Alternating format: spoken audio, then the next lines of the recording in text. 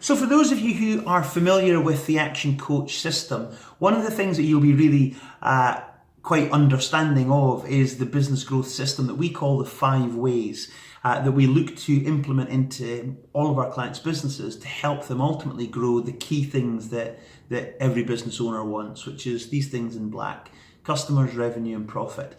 Now, the reality is that these things don't just happen. They are the outcomes of 5 things that we need to pay attention to in our business in order to get them.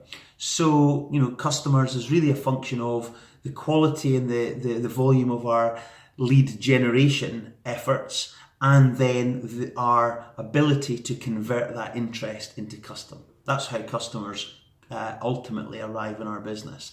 Once we've got those customers, then clearly we need to do what every business should be doing, which is aiming to drive up the ladder of loyalty, so that we've got as many repeat customers and raving fans in the business. So we want people to be coming back in terms of the number of transactions they make, and also to be spending more each time. So our average value sales strategies. And those things will drive our revenue in our business. And obviously, once we've got revenue, we need to be making sure that the margins that we are getting or achieving on our products or services are sufficient to deliver the type of profit level that we're looking for. Now, that's a quick skip through of the 5 ways, but there's over 350 odd strategies that we've collected, and that isn't even a comprehensive collection of everything that's available. But it's a blooming good start for pretty much most businesses that we deal with to say, right, what out of that list could we put into the business to start it growing? But that's the 5-way strategy, but I bet you've never seen it reversed and turned on its head. And this is what I've found is really useful for working with business owners on to start doing a bit of strategic planning, and also to build in this idea of how do we make provision for the business to deliver the kind of income levels that you need in order to fund some of the bucket list items that hopefully you've got. So I'm not suggesting that you tick off all of your bucket list in the next year or even in the next 5, but to make provision in your business to say, actually, business is there to give you a life, not to suck the life out of you. So we should really be making the business work for you, not you for it. So here's the way I lay out the 5 ways growth system when it comes to actually making some decisions around our strategy. The first thing you'll notice is that net profit sits at the top. So we need to be clear upon what net profit do we want to be making each year. And as we build up towards selling the business, that's going to be one of the key things that a potential acquirer will look at to apply a multiple to. So we want to make sure that we're driving net profit. But I also want to make sure that whatever your bucket list items are that you want to be sort of scoring off, that we make provision for affording that out of your business. So what's the net profit, but also what's the cost of your bucket list items each year? What do you want to really do and get the business to help you fund that? So we're looking to make sure that we've got that clarity around what's the financial goal that we're setting off with.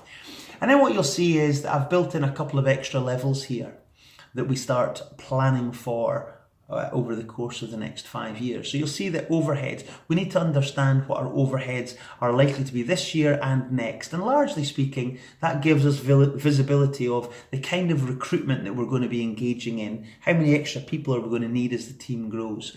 That's a key thing that we need to start planning for this year and longer term.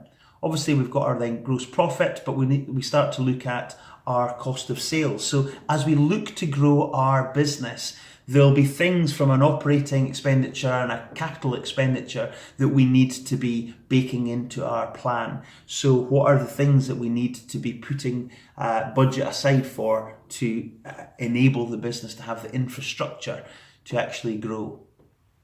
Then we've obviously got our revenue that we're aspiring to achieve. And what we're looking to do is say, what are the things that we need to do from a sales and customer service point of view to continue to grow our transaction number and our value sale? So what are the different things that we need to be putting in place this year and over the coming years.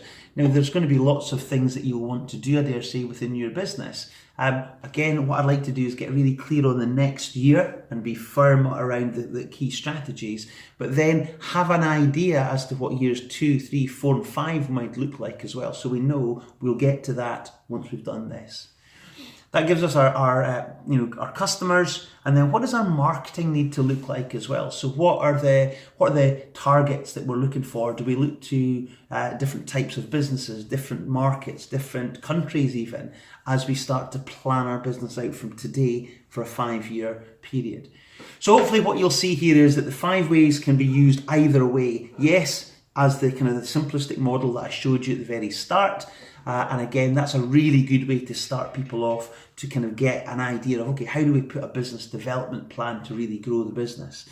But from a strategic planning point of view, I've deliberately made this simple. Again, simple is good because if we understand it, we implement it. If we implement it, we get results. But this is the kind of approach that we would look to take with people to start mapping out that longer term plan for the business. So look, there we go. If that sparked a few thoughts in you, please drop your comments in the section below. If you want to talk about this in more detail, specific to your business, of course, get in touch. Love talking about this kind of stuff. Love helping businesses to grow through putting decent quality, or good quality, but pragmatic plans into place, and then, importantly, acting upon them. There we go. Hope that's useful, but until we meet, good luck in business.